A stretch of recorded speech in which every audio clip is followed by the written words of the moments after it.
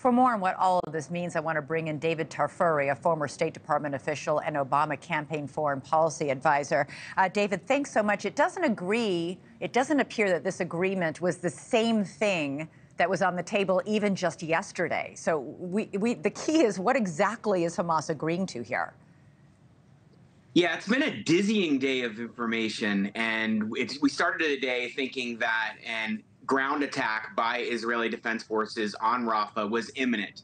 Then we got this news that Hamas accepted the deal that was on the table. Now we have new information that suggests maybe the deal that Hamas accepted is not the deal that Israel said it needed in order to do a ceasefire. So we're not sure what's happening right now. There is some glimmer of hope, as your correspondent suggested, because Israel is sending negotiators to talk to Hamas. We don't know if this is some sort of ploy by Hamas to say they accepted a deal, but they didn't really accept the deal that Israel had offered. And they give hope to people in Gaza, especially people in Rafah, and maybe they draw more sympathy from around the world because people think they accepted the deal. It's also difficult because we don't know the terms of the deal. That's not public. We just know the broad outlines of the deal, which is this is a deal where there's a ceasefire and a pullback of Israeli troops from Gaza in return for the release of hostages, with the ultimate goal of all hostages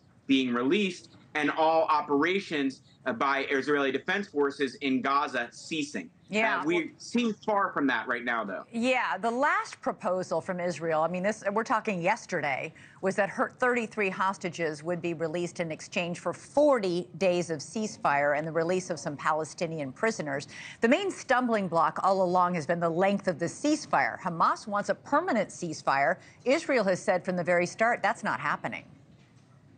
I agree with you. I would also say a stumbling block is that Israel has been consistent about saying that they do need to do a ground operation in Rafah, that they feel they cannot complete their goal of completely degrading the military capacity of Hamas if they don't go into Rafah. They believe there are Hamas militants hiding in Rafah, that there are weapons stored away in Rafah, and that's why they need to go in. So that also complicates these negotiations, and it's not clear that Israel is willing to give up its right to go into Rafah. Yeah, White House spokesman John Kirby said it's an incredibly sensitive time right now. He was so careful in his briefing about an hour or so ago.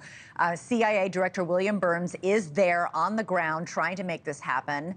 You know, the question is, how serious is the offer, or is Hamas just playing for time here? That's right. We have to consider this might be a ploy by Hamas. Hamas is buoyed by the fact that more and more around the world there are people upset with Israel's conduct, and they're going to try to get as much sympathy and as much mileage out of that they can. So they want to appear to be cooperative, even if they really aren't intending to be cooperative, even if they don't really intend to release more hostages. And so we just have to wait and see what's going to happen. You know, this agreement and this offer from Hamas comes just hours after the IDF dropped flyers over Rafah warning the ground invasion is coming. Do you think the agreement was in response to that?